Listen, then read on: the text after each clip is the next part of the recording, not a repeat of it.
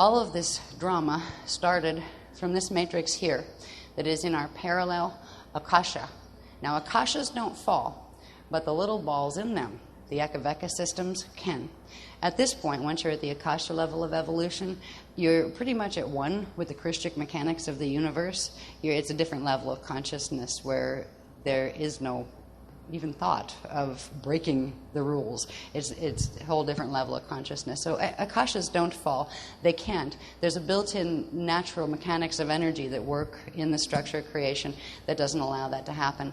But the Eka systems, the Eka, which is the small center, and Veka systems can fall, go back to space dust, and eventually they go back into what is called a stellar activation cycle, and they get inhaled back into their cores and back into source with the natural living system, and then everything gets exhaled out again. If everything goes back as space dust, it loses its memory template. Its consciousness units go back as particle units. So the consciousness of identity of itself is lost.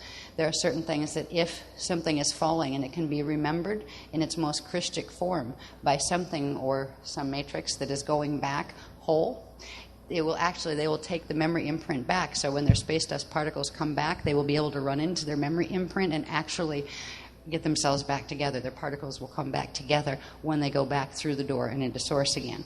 So the breathing in and out of the cosmic spheres, the spheres within spheres, is a natural part of an eternal life system. There's a continued circulation of energy, and there's a continued inhaling, where it's as if source inhales and pulls all of its light ball structures and everything in them back into itself, and then exhales them out renewed again. And it's just a natural part of the inhale and exhale of the cosmic body. So we just wanted to show you where everybody was. We're over here. The Borgia matrix is here. They're all four quadrants of their Eka-Veka system and their Eka fell. They went black hole status. They didn't fall and disappear. They're still in black hole status. They have been for the last 480 billion years since their fall initiated. But what they did was develop a time rip technology that allows their black hole system to feed off other living systems. Because as long as a black hole system can siphon energy off another system, it will prevent its seed atom from dropping in what's called base pulse rhythm.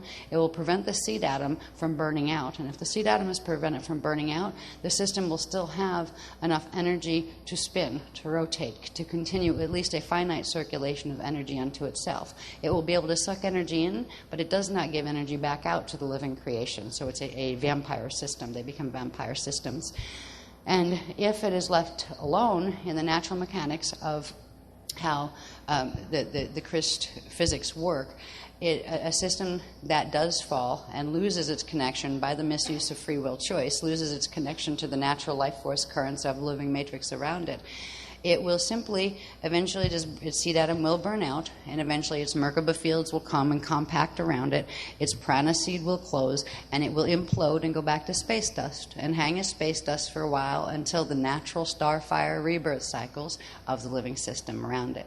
There are a lot of situations in which black hole systems become formed, and the people still within them, the fallen angelics, we call them fallen angelics because everything started out angelic in the first place. The fallen angelics decide, for whatever reasons, and there are various reasons why they have different reasons between them, that they will fight the system. They will try to conquer source. They will try to use technologies that they know break the rules to go feed on and take energy from other living systems in order to sustain themselves. And there are a lot of issues that FAs that are in black hole systems are working out, and eventually some of them can, there are host options for some to get out, others can't. The Borgia were beyond, they were, did you ever find anybody that they were just so distorted, or maybe see them interviewed on TV or something, they're just so twisted, you knew you could never reason with the person. They were just really twisted, and they had their own ideas, and they were just going to force them on you, and that's it, and forget it. Kind of like child predators that go and like do horrible things to young children, and you say, or serial killers, and you hear these guys like interviewed on TV and stuff, and they just like, you know, they're really out there. You can't reason with that kind of psyche that is that twisted. Fallen angelics fall into that category many times. Not all of them. Some of them are not quite that fallen yet. But the Borgia system when they fell, they created a type of consciousness from their fall, a genetic mutation, that just made them impossible to reason with or to deal with. They had one conquest agenda, and that was to assimilate everything. If you think of the Borg on the, what was it, Star Trek Next Generation, I think, had the Borg characters, where they just assimilated everything. That was their prime directive. And that is where they're coming from.